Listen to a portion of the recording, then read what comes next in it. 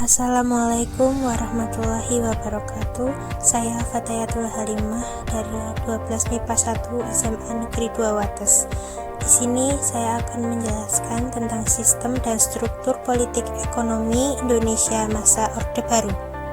Berikut masa transisi 1966 sampai 1967. Yang pertama, aksi Tritura. Dari peristiwa G30 SPKI banyak timbul kekacauan. Muncul aksi-aksi tuntutan penyelesaian seadil-adilnya terhadap pelaku G30 SPKI semakin meningkat. Gerakan ini dipelopori oleh pemuda-pemuda, mahasiswa, dan pelajar. Muncul juga kesatuan lainnya seperti KABI, KASI, KAWI, dan KAKI. Pada 26 Oktober 1965 membulatkan barisan dalam satu front, yaitu Front Pancasila.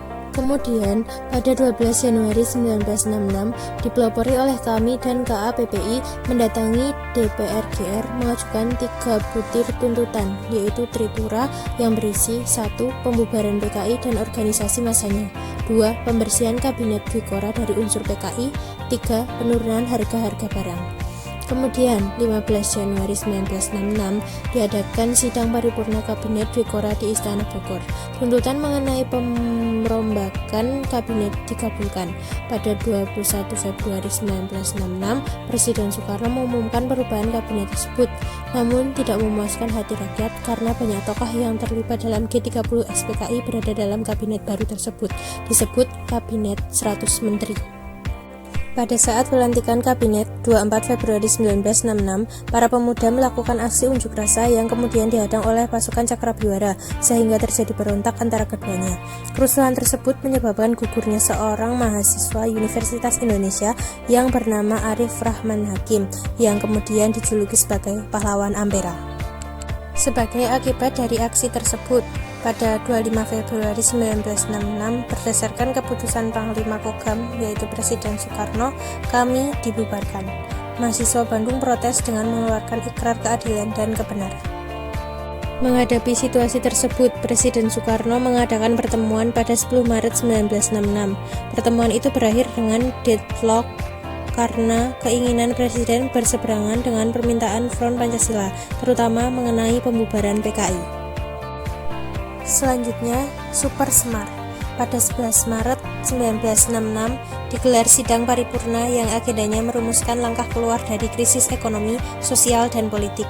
Di tengah pidatonya, Presiden Soekarno diberitahu oleh Komandan Cakrabiwara Brigjen Sabur bahwa ada konsentrasi pasukan tidak dikenal berada di luar istana. Presiden Soekarno kemudian pergi ke Istana Bogor didampingi Waperdam 1, DR Subandrio, dan Waperdam 3. DR Khairul Saleh dan DR J.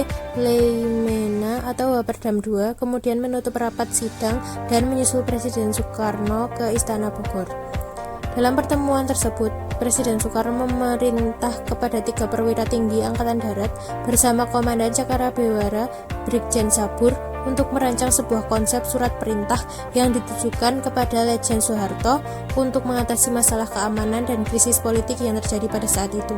Surat itu dikenal dengan Surat Perintah 11 Maret atau yang sering disebut Super Semar.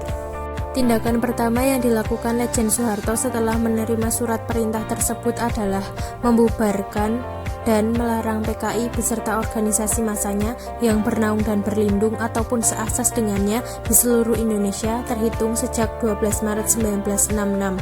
Pembubaran PKI mendapat dukungan dari masyarakat. Dengan demikian, salah satu butir Tritura telah dipenuhi. Tindakan Soeharto selanjutnya setelah membubarkan PKI antara lain 1. Pada 18 Maret, Letjen Soeharto mengamankan 15 orang menteri yang dinilai tersangkut G30 SPKI dan diragukan etikanya. 2. Pada 27 Maret 1966, Letjen Soeharto membentuk Kabinet Dwikora yang disempurnakan untuk menjalankan perintah dengan tokoh-tokoh yang terlibat dengan G30 SPKI. Ketiga, membersihkan lembaga legislatif yang dimulai dari tokoh-tokoh pemimpin MPRS dan DPR GR yang diduga terlibat G30 SPKI. 4. Memisahkan jabatan pimpinan DPR GR dengan jabatan eksekutif sehingga DPR GR tersebut tidak lagi diberi kedudukan menteri. Yang terakhir yaitu dualisme kepemimpinan. Memasuki tahun 1966, pelaksanaan pimpinan dan tugas Soekarno telah dipegang oleh Soeharto. Hal ini berakibat munculnya dualisme kepemimpinan nasional, yaitu Soekarno sebagai pimpinan pemerintahan dan Soeharto sebagai pelaksana pemerintahan. Dalam sidang MPRS 20 Juni sampai 5 Juli 1966 memutuskan Supersemar sebagai tab MPRS, maka secara hukum Supersemar tidak bisa dicabut sewaktu-waktu oleh Presiden Soekarno, bahkan kedudukan Soeharto sudah menyamai Soekarno.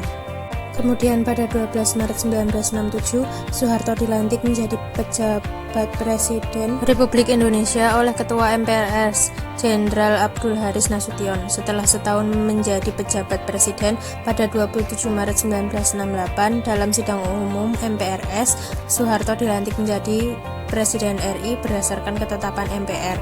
Sampai presiden baru hasil pemilihan umum ditetapkan. Pengukuhan tersebut menandai berakhirnya dualisme kepemimpinan nasional dan dimulailah pemerintahan Orde Baru. Demikian tadi penjelasan mengenai sistem dan struktur politik ekonomi Indonesia pada masa Orde Baru tentang masa transisi 1966 sampai 1967. Sekian dari saya, apabila banyak kesalahan saya mohon maaf. Terima kasih. Wassalamualaikum warahmatullahi wabarakatuh.